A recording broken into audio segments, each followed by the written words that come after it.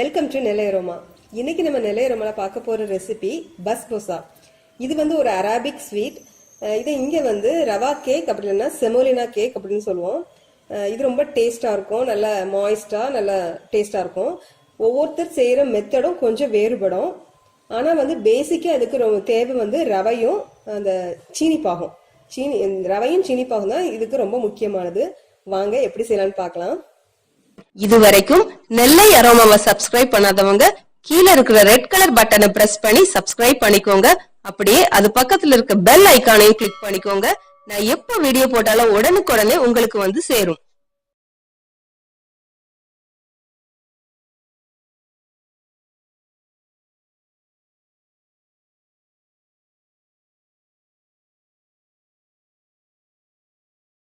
பஸ்போசா செய்யறதுக்கு முதல்ல மிக்சிங் பவுல் எடுத்துக்கலாம். இந்த மிக்சிங் பவுல்ல 2 முட்டையை முதல்ல போட்டுடலாம்.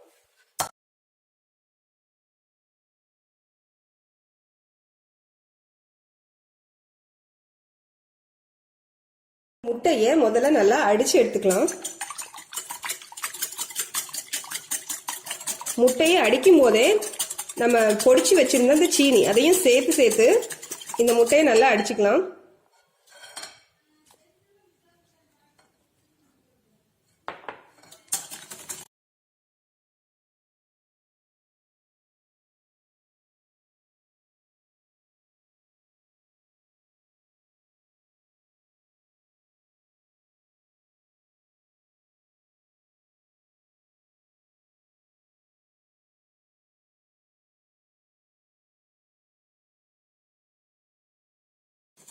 இதை முட்டையும் சீனியும் நல்லா அடிச்சதுக்கு அப்புறமா எண்ணெய், வெஜிடபிள் ஆயில் இதையும் கொஞ்சம் கொஞ்சமா சேர்த்து எல்லாத்தையும் சேர்த்து நம்ம அடிச்சிடலாம்.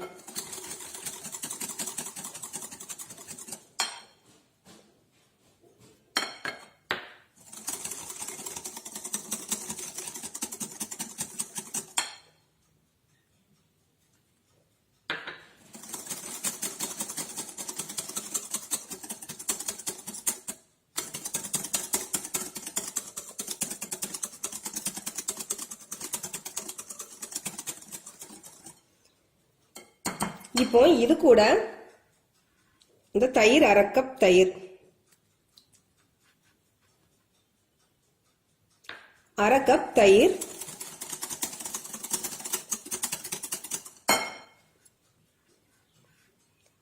1/2 கப் ரவை,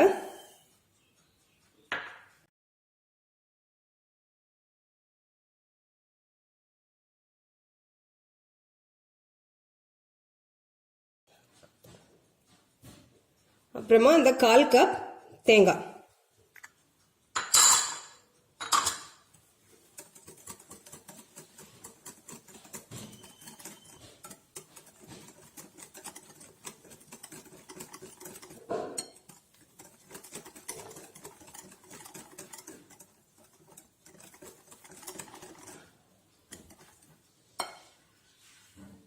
இது எல்லாம் ஒன்னா மிக்ஸ் ஆனதுக்கு அப்புறமா 1/2 கப் மைதா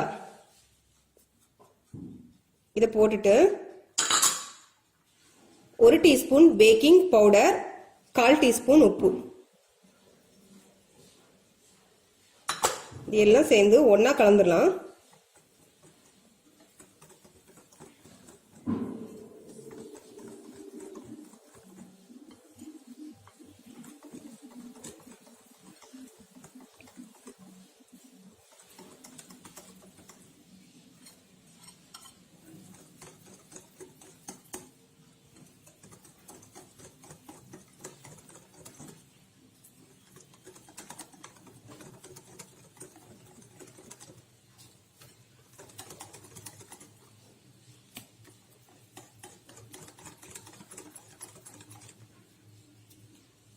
இப்போ இதெல்லாம் ஒன்னா கலந்ததுக்கு அப்புறமா கடைசியா அந்த ஆரஞ்சு ஜூஸ், இது ஆப்ஷனல் தான், இது இல்லைனாலும் பரவாயில்ல. ஆனா ஆரஞ்சு பீல் வந்து கண்டிப்பா போட்டுக்கோங்க.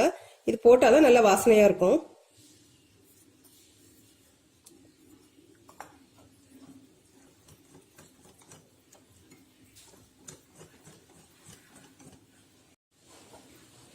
இப்போ கேக் பேட்டர் வந்து ரெடி ஆயிட்டு இதை வந்து கேக் டின்னுக்கு டிரான்ஸ்ஃபர் பண்ணிடலாம்.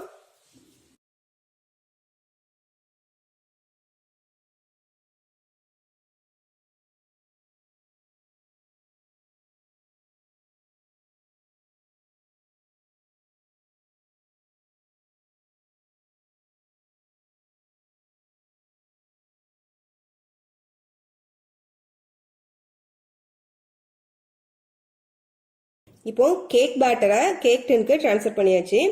இதை வந்து ஒரு 160 டிகிரி செல்சியஸ்ல 35ல இருந்து 40 நிமிஷம் ப்ரீஹீட் பண்ண அவன்ல பேக் பண்ணிட்டு வந்துடலாம்.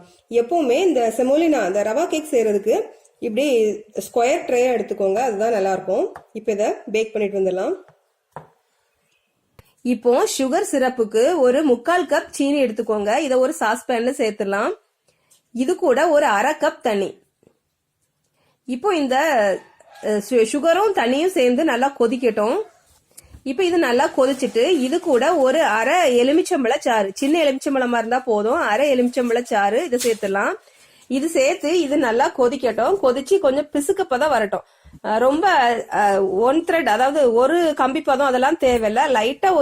லைட்டா ஒரு பிசு பிசுப்பு கொடுத்தா போதும், நமக்கு சுகர் சிரப் போதும், அது ரெடி ஆயிரும். போதும். இப்ப நம்ம ஸ்டவ் ஆஃப் பண்ணிடலாம். லைட்டா பிசுக்கு பதம் வந்துருச்சு, போதும்.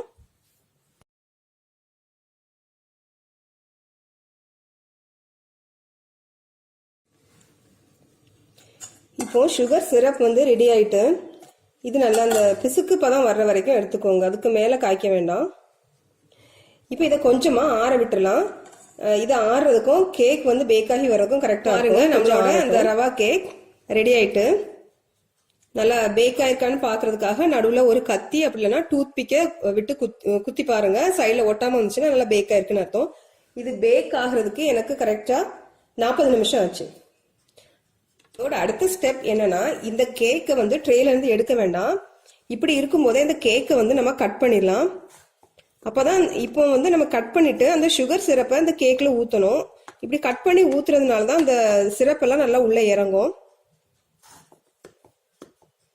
ஸ்கொயராவோ இல்லாட்டி வந்து முக்கோணமாவோ நீங்க உங்க இஷ்டம் போல இதை கட் பண்ணிக்கலாம்.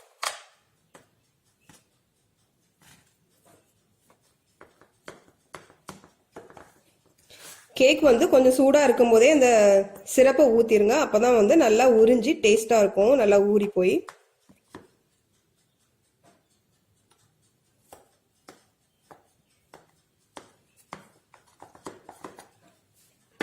இப்போ இப்படி கேக் கட் பண்ணதுக்கு அப்புறமா அந்த சுகர் சிரப், இந்த சுகர் சிரப்பை நம்ம அந்த கேக்ல அப்படி ஊத்திடலாம்.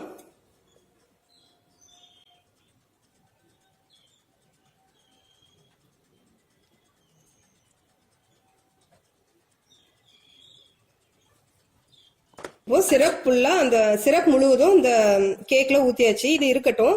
இதை ஒரு 10ல இருந்து 20 நிமிஷம் அப்படியே விட்டுருங்க. அந்த சிரப் வந்து நல்லா அப்சர்வ் ஆகட்டும், நல்லா ஊறியட்டும், அப்பதான் நல்லா இருக்கும். ஒரு 20 நிமிஷம் கழிச்சு பார்க்கலாம். இப்போ ஒரு 15ல இருந்து 20 நிமிஷம் ஆயிட்டு அந்த சுகர் சிரப் எல்லாம் நல்லா ஊறி இருக்கும். இதுக்கு மேல கொஞ்சமா நட்ஸ் ஏதாவது பொடி பண்ணி தூவிக்கணும். இன்னைக்கு கேஷ்யூ நட்டும் பாதாமும் சேர்த்து பொடி பண்ணிருக்கேன். உங்க இஷ்டம் போல எந்த நட்ஸ் வேணாலும் நீங்க பொடி பண்ணி தூவிக்கோங்க.